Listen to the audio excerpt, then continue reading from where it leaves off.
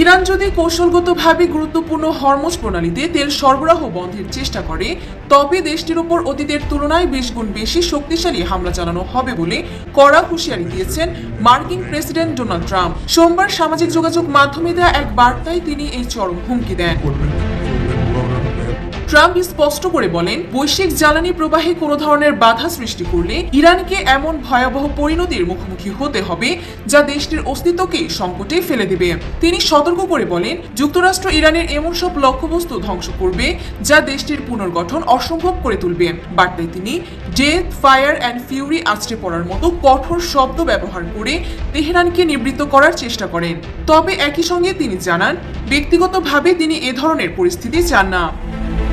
অন্যদিকে মার্কিন হুমকির মুখেও নিজেদের অবস্থানে অনড় রয়েছে আইআরজিসি। আজ দেশটির রাষ্ট্রীয় গণমাধ্যমে আইআরজিসির এক মুখপাত্র সাফ জানিয়ে দিয়েছেন, যুক্তরাষ্ট্র ও ইসরায়েলের হামলা অব্যাহত থাকলে এই অঞ্চল থেকে 1 লিটার তেলও রপ্তানি করতে দেওয়া হবে না। দুই দেশের এই বিধ্বংসী পাল্টাপাল্টি হুমকির ফলে বিশ্ব অর্থনীতি ও জ্বালানি বাজারে এখন চরম অস্থিরতা বিরাজ করছে। সোমবার তেলের দাম ব্যারেল প্রতি $100 ছাড়িয়ে যাওয়ার পর ট্রাম্পের এই নতুন হুঁশিয়ারি বিনিয়োগকারীদের মধ্যে বাড়তি আতঙ্ক তৈরি করছে।